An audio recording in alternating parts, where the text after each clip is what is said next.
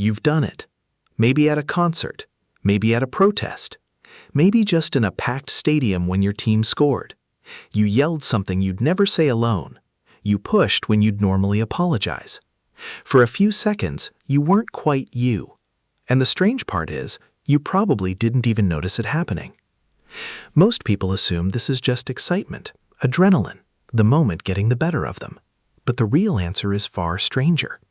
Your brain has a switch that flips the instant you're surrounded by enough other people. And once it flips, the version of you that shows up isn't fully the one who walked in. Think about the last time you were part of a large group, a wedding dance floor, a riot, a flash mob. Did you feel watched or did you feel hidden? Most people say hidden. That's the first clue. In the 1960s, a psychologist named Leon Festinger ran an experiment that would later be called the birth of deindividuation theory. He gathered groups of college students and put some of them in identical hooded costumes, faces obscured. Others wore name tags, fully visible. Then he gave both groups a task that let them act aggressively toward another person, with no real consequences attached. The hooded, anonymous group acted with noticeably more aggression. The named, visible group held back. Same students, same situation, different outward identity, different behavior entirely. Festinger called this loss of self-awareness deindividuation. In plain terms, it means this. When you stop feeling like an identifiable individual, you stop monitoring yourself the way you normally do. Your inner critic, the one quietly checking your behavior against your personal standards, goes quiet. And when that inner voice goes quiet, something else gets louder. The group. Here's where it gets more unsettling. This isn't really about crowds being violent or out of control. Most crowds are peaceful. Most concerts end without incident. The switch isn't aggression. The switch is identity dilution. You start to act less like yourself and more like a node in a larger organism. Researchers call this the crowd mind, an idea that traces back over a century to a French sociologist named Gustave Le Bon, who watched political mobs in Paris and noticed something odd. Individually, the people in those crowds were teachers, shopkeepers, fathers. Together, they became something else. Le Bon wrote that a person submerged in a crowd descends several rungs on the ladder of civilization. Alone, that person might be cultivated. In a crowd, he becomes a creature acting on instinct.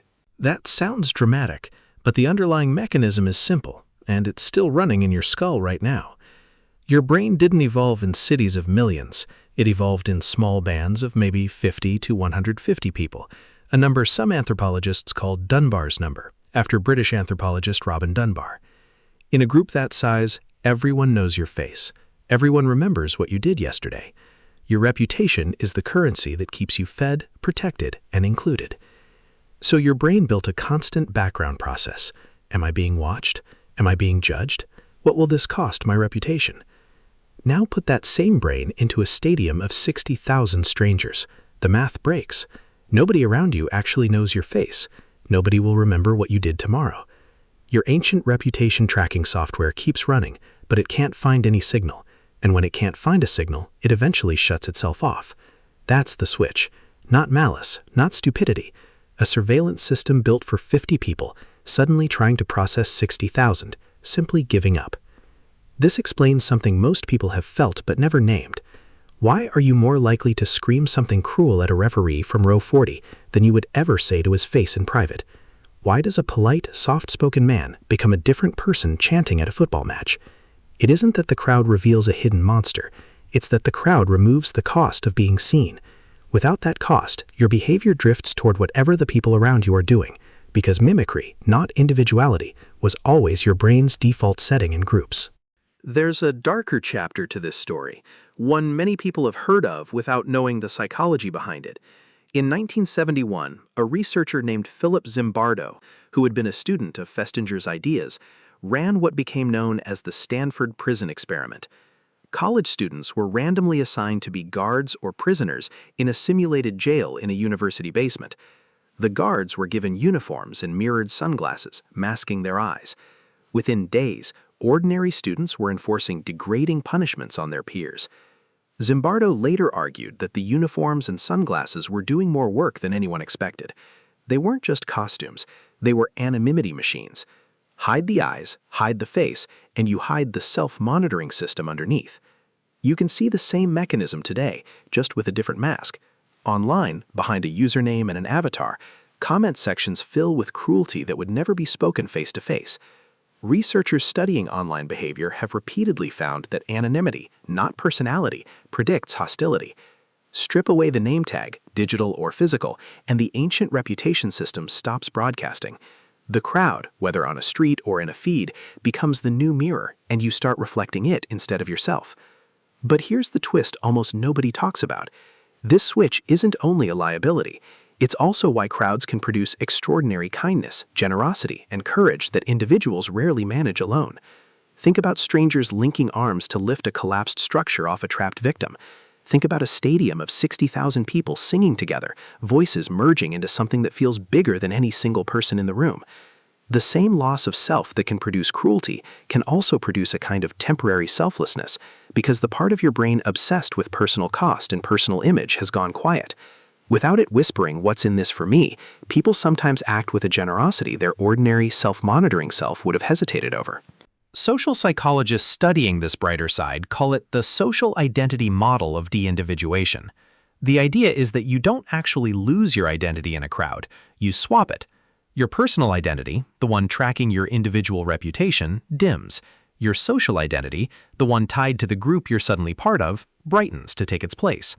That's why a crowd doesn't behave randomly. It behaves according to whatever identity is loudest in the room. A crowd at a worship service merges into reverence. A crowd at a riot merges into aggression. A crowd at a charity concert merges into generosity. Same mechanism, wildly different outcomes, depending entirely on what story the group is telling itself in that moment. So which version shows up, the cruel one or the generous one, isn't really decided by the crowd itself. It's decided by what cues are present the instant your personal identity goes quiet. A chant, a uniform, a shared chorus, even a hashtag, all function as instructions your brain follows once its usual self-monitoring has switched off. This is why the opening minutes of any gathering matter so much. Whatever identity gets activated first tends to spread, because once individuality dims, imitation becomes the fastest, easiest path your brain can take. There's another piece of this puzzle that most people have lived through without ever naming it. It happened on a street in New York City in 1964. A woman named Kitty Genovese was attacked outside her apartment building, and reports at the time claimed dozens of neighbors heard her cries and did nothing. Two psychologists, John Darley and Bibb Latané, became fascinated by this. Not because they believed people were heartless, they suspected something else was happening, something tied to the same switch Festinger had found. They ran a series of experiments where participants believed they were part of a group discussion over an intercom, and one voice on the line suddenly seemed to have a medical emergency. When participants believed they were the only listener, the vast majority rushed to help almost immediately. When participants believed several other people were also listening, far fewer helped, and those who did took noticeably longer to act. Darley and Latané called this the bystander effect, and the mechanism behind it is almost identical to deindividuation. The more people present, the more responsibility gets divided, and the quieter your personal sense of duty becomes. Nobody decided to be cruel. The group simply diluted the feeling that any single person was the one who had to act. That single finding rewired how emergency responders, safety trainers, and even flight attendants are taught to ask for help today. If you are ever in trouble in a crowd, you are told to do one specific thing. Point at a single person. Say their description out loud. Make them the one identifiable individual responsible for helping you. The instant a crowd member is singled out by name or description, their personal identity reactivates, the diffusion breaks, and they act like the lone listener in Darley and Latané's experiment, rather than one face among 50. Now think about your own life again, away from stadiums and protests. Notice how differently you behave in a video meeting with your camera off versus on. Notice how a group chat full of strangers feels looser than a conversation with your name attached. Notice how much braver, or how much crueler, you become the moment you suspect nobody is really watching. Notice, too, how often you've waited for someone else to send the first message asking if a friend is okay, certain that surely with this many people in the chat, somebody else already has. None of that is a flaw unique to you. It's a 50,000-year-old survival mechanism built for tiny tribes, now running headfirst into stadiums, comment sections, and crowds it was never designed to track. Even the layout of modern life seems to multiply this effect rather than soften it. Elevators packed with strangers who avoid eye contact. Apartment buildings where you don't know the names of people 3 doors down. Online platforms that show you a number of viewers instead of a list of faces.